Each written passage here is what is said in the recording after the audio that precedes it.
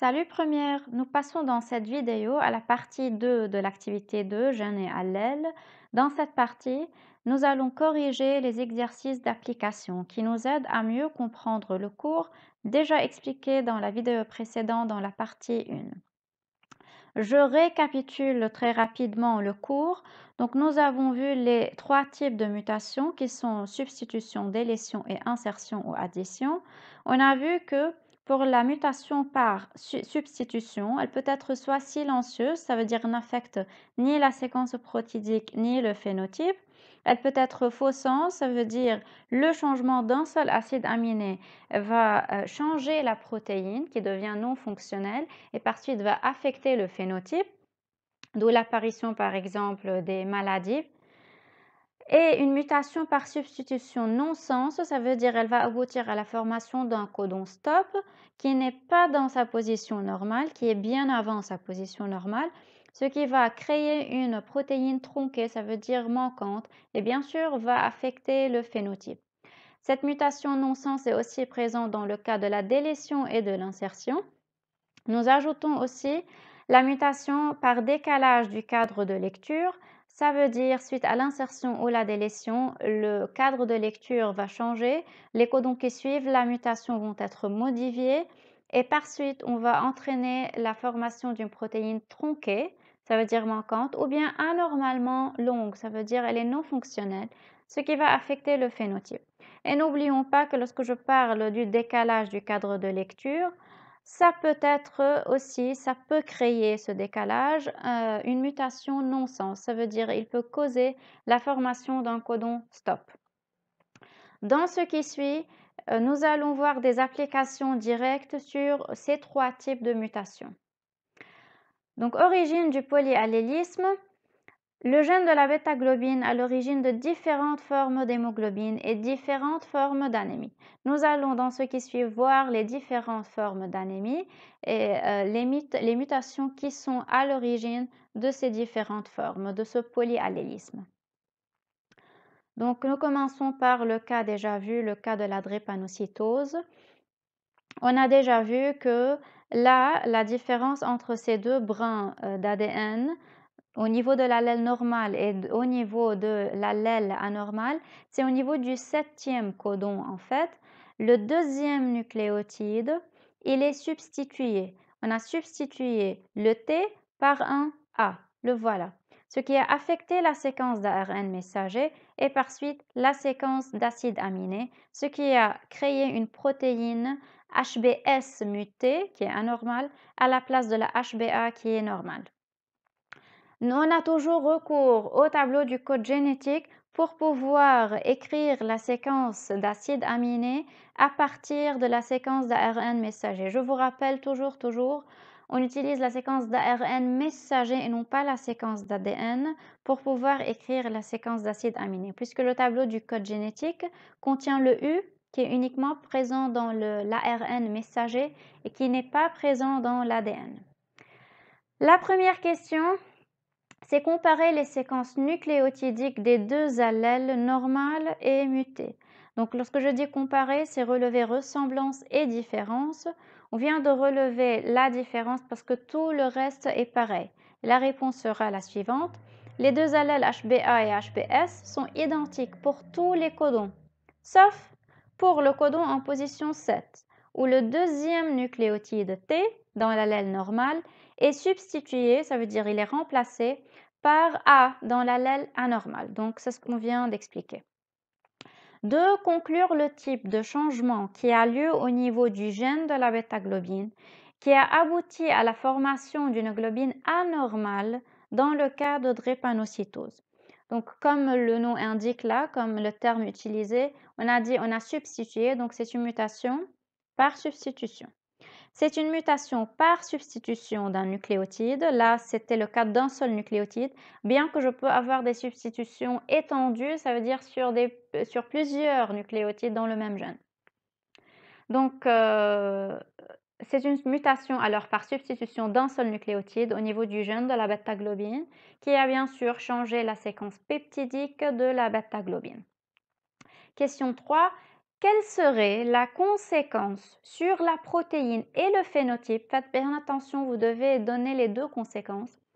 Du remplacement dans le brin d'ADN normal du nucléotide T du 5e codon cette fois, et non pas du 7e, du 5e codon par un nucléotide G.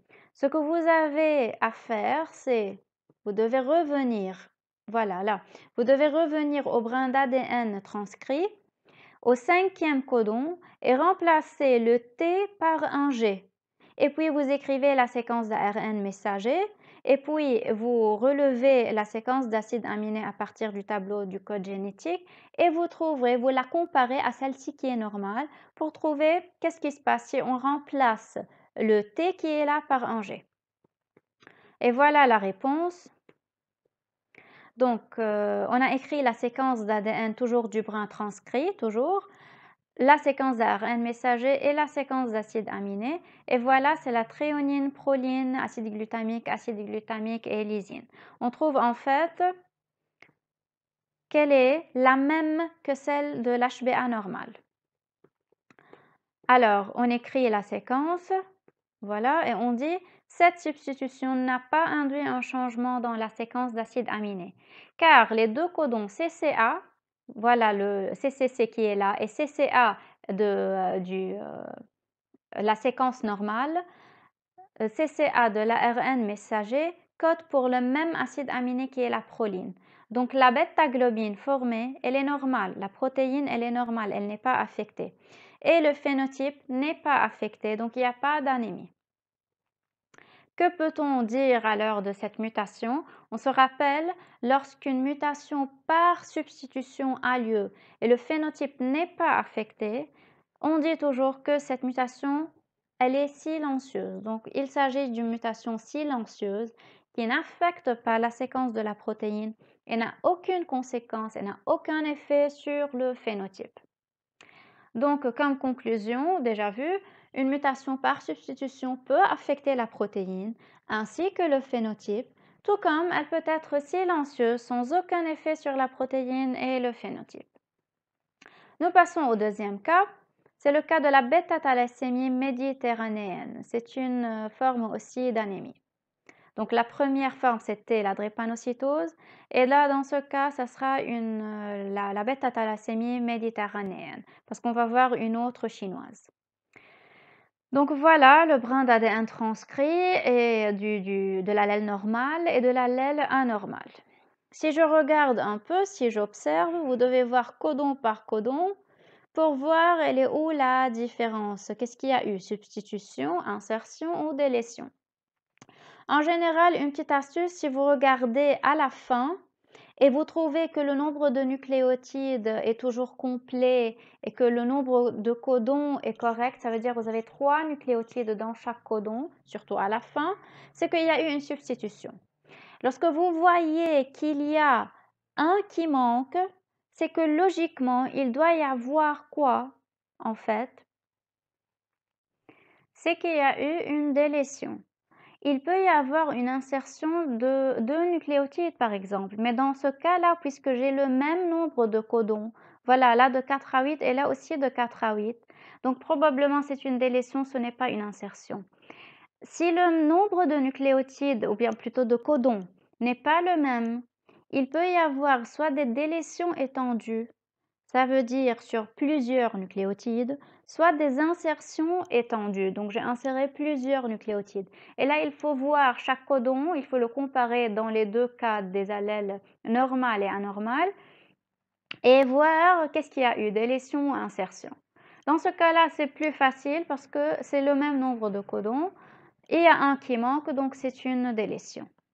Je regarde quelle est la différence là et je trouve que au niveau du 6e codon, le T qui était là n'est plus présent. Donc je l'ai enlevé. Il y a eu alors comment je la nomme, rappelez-vous? Je la nomme une délétion. Une délétion du 2e nucléotide du 6e codon, ce qui a provoqué un décalage dans le cadre de lecture. Voilà donc la séquence d'ARN messager qui a abouti à 7 séquences d'acides aminés à une protéine normale. Par contre là, j'ai une autre séquence d'ARN messager qui est différente et la séquence d'acides aminés, bien sûr, elle va être différente pour avoir une hémoglobine mutée qui est anormale. Donc, dans ce cas, vous avez à écrire vous-même la séquence d'acides aminés, toujours en se basant sur le tableau du code génétique. La première question, c'est prédire la mutation qui a lieu au niveau du gène de la bêta-globine dans le cas de la bêta-thalassémie. On a déjà répondu à cette question. Donc, il y a eu une délétion du deuxième nucléotide T du sixième codon. Toujours dans ce type de question, vous devez indiquer le numéro du codon, le numéro du nucléotide et quel nucléotide, le nom de ce nucléotide qui a été soit délété, soit inséré, soit substitué. Pour savoir plus, si vous n'avez pas compris comment, là toujours on vous met les numéros des nucléotides. Parfois ce sont des petits chiffres 4, 5, 6, parfois c'est 200, 300, etc. Donc là vous voyez le numéro qui est inscrit, c'est le sixième codon et vous avez à compter les nucléotides qui sont toujours 3 dans un codon. Donc C est le premier, T est le second et C est le troisième. Nous avons délété, nous avons enlevé le deuxième nucléotide qui est là, donc le T, il a été enlevé. Et voilà, on a dit ça dans notre réponse. Question 2. Quelle est la conséquence de cette mutation sur les codons 7 et 8 qui vont suivre? On a dit toujours dans une délétion et insertion, les codons qui vont suivre la mutation seront affectés toujours. Donc on va dire cette délétion a changé les codons 7 et 8 qui suivent. Le codon 7 devient TCT alors que le codon 8 devient à 2 nucléotides seulement qui sont T et C. Je reviens au slide qui est là. Vous voyez donc 7, il était là CTC. Parce qu'on a changé le cadre de lecture, il est devenu TCT. Et là, le 8, c'était TTC. Aussi, à cause du décalage de cadre de lecture, on a obtenu un codon tronqué qui manque à 2 nucléotides seulement. Et voilà la question 3. Retrouver la séquence de la nouvelle protéine produite à partir de l'allèle anormal dans le cas de la bêta-thalassémie. Donc, ils vous ont déjà mis la séquence de l'ADN transcrit, la séquence de l'ARN. Vous n'avez qu'à retrouver la séquence d'acides aminés. Toujours, je vous rappelle, vous passez par ces 3 étapes. ADN transcrit, ensuite ARN messager, ensuite séquence d'acides aminés.